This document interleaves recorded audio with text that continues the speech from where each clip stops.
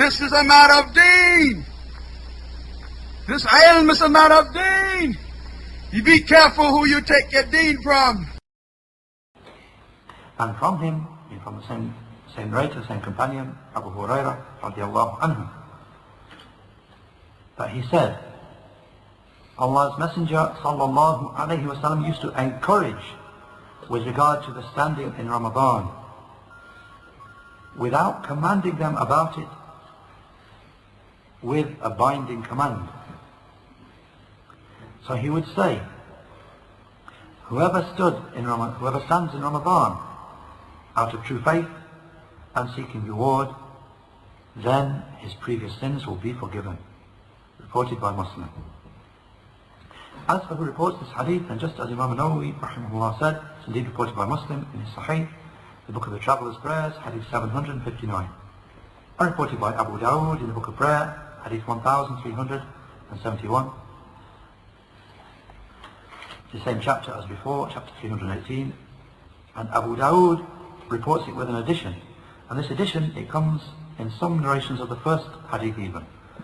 And the addition is, at the end after the hadith been mentioned, he said, so Allah's Messenger sallallahu alayhi wa sallam passed away, and the affair was still like that. And then the affair was like that in the Khilafah, the Caliphate of Abu Bakr radiallahu anhu, and for the first part of the Khilafah of Umar radiallahu anhu. Hadith 1371. This hadith also reported by Tirmidhi in the book of fasting, chapter 83, an encouragement with regard to standing in Ramadan and the virtue that occurs with regard to it. And Shaykh al-Albani, in his checking about Tirmidhi, he mentions again this addition, the same one that's there in Abu Dawud.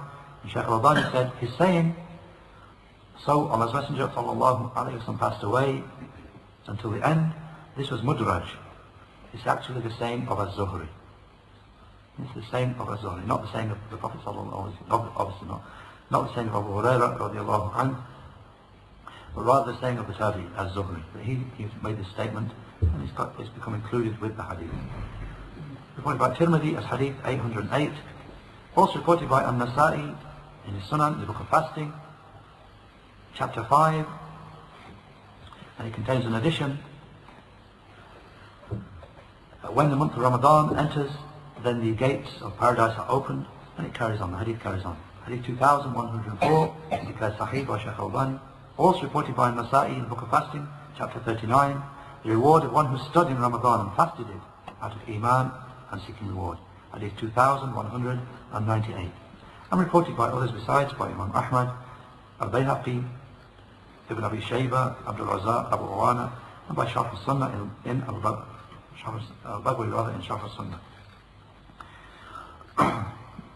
And as for two words occurring in the hadith, and he's saying yuraghibu, saying about Abu Hurairah radiallahu anhu, that Allah's Messenger sallallahu alayhi wa sallam, yuraghibu, he used to encourage. And Ibn Alam said in his explanation of Riyadh al-Salihin, meaning he used to mention the reward, he used to make mention of the reward. And he's saying that he didn't command it with the azima, didn't command it with an azima, actually a firm duty. He didn't make it a firm duty. And Imam Nawawi said in his explanation of Muslim, it means that he did not command them with a command that would make it obligatory and a binding duty. Rather, he gave them a command and encouragement. Rather, he gave them an encouragement. And then he explained that by his saying, so he would say, whoever stood in Ramadan. I mean, that is the encouragement there, that how would you do it? By saying, whoever stood in Ramadan to the end. And this form necessitates encouragement and recommendation, but not obligation.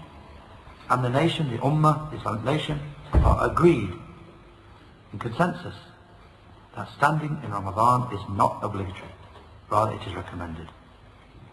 On the same point, Shaykh Abdul Muhsin al-Abbad, Hafidhullah, said in his lessons and explanation of Abu Dawood, he said, meaning that he used to encourage them but he did not make it a duty upon them, meaning he didn't make it obligatory upon them. Rather, he would just encourage them about it. Encourage them. And he, sallallahu alayhi wa sallam, feared that it would be made obligatory upon them. And therefore he prayed, he led them in prayer for some nights, and then he left it. And he made it clear that he left it for fear that it would be made obligatory upon them.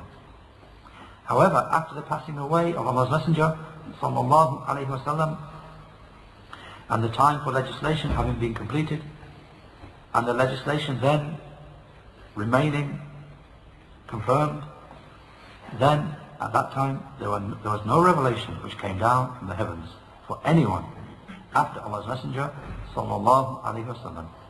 For the revelation ceased with the passing away of Allah's Messenger sallallahu alaihi wasallam. So the legislation was complete and the rulings established. So it was known that standing in prayer by night is something encouraged.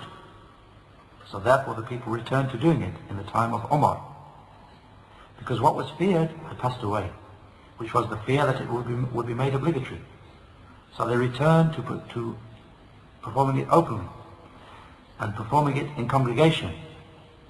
So therefore Umar gathered the people upon that after the first part of his Khilafah had passed.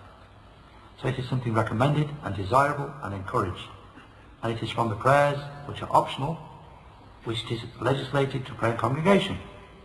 And a person should be eager upon praying that prayer in congregation, along with the Muslims in the mosques. Because it is a prayer which is legislated to perform the congregation for. So performing it in the mosques has more right than performing it in the houses, because the congregation is legislated for it.